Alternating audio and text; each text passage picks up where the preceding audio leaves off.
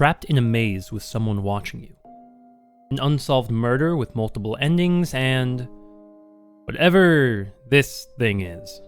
This is your weekly horror update.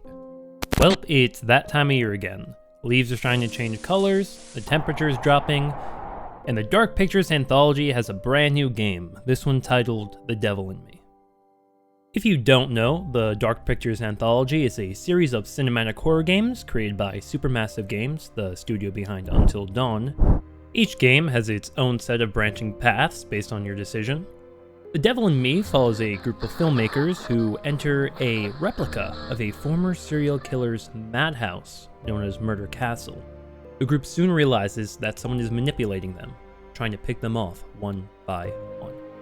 The Devil in Me is currently out on all platforms. Next up, we have what seems to be a game similar to Mortuary's Assistant called Autopsy Simulator. Simulator games have been extremely popular lately, from Power Wash Sim to Lawnmower Sim to Drug Dealer Sim, and countless others. A horror game spin on one of these simulator games has to be good, right? Originally, Autopsy Simulator was supposed to come out sometime in November, however, it still says coming soon on Steam, with no concrete date out yet. One game that is out right now is Bendy the Dark Revival. Bendy the Dark Revival is a sequel to Bendy the Ink Machine, which was an extremely popular horror game, and fans have been waiting for a sequel ever since. Similar to the first game, you're going to make your way through an animation studio, fighting off ink demons, just trying to survive. Something everyone is expecting to be good is the Callisto Protocol, a Dead Space-esque game being developed by Striking Distance Studios. This game has generated a ton of hype, so much so that it has actually gotten its own 6-part prequel podcast. The podcast, titled Helix Station, takes place the same year as the Callisto Protocol, and follows two bounty hunters, Percy and Kane. The podcast expands on the Callisto Protocol universe, and allows fans to learn more about the United Jupiter Company and Black Iron Prison, two driving forces in the game. Callisto Protocol drops the same day this video comes out, December 2nd. I know personally, I can't wait to play this game. With every new generation of consoles and graphics cards, developers are able to push the limits of what a AAA game should look like, as well as bring life into old games through remakes. The aforementioned Dead Space has a remake announced a few months ago, and Resident Evil has been remaking all of their old games.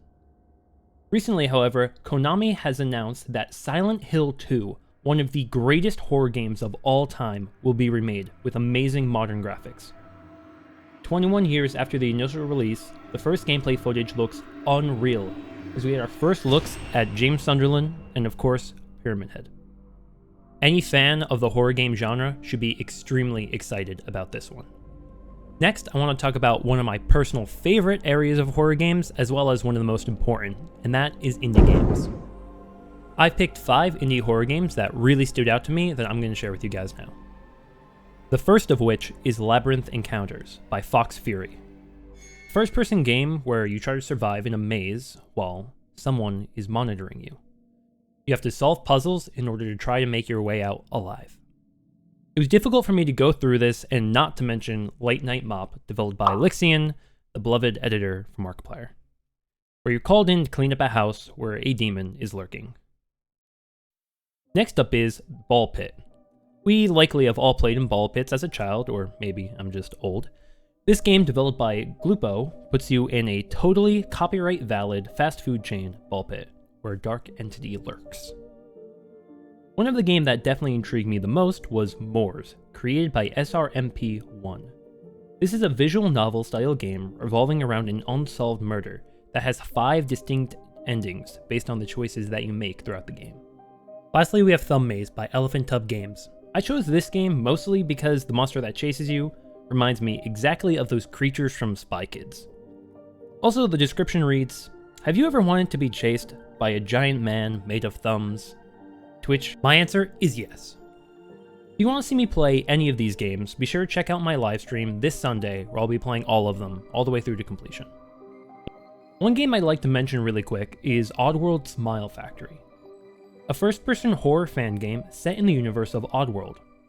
This game was super creepy, but a little long to where I couldn't fit it in this upcoming stream, so I recorded it, and that is up on my channel right now for you guys to watch. Anyways, that's all the horror news I have for this week. Thank you guys so much for watching. If you enjoyed, definitely be sure to check out more from me. Anyway, I'll see you guys next time. Peace.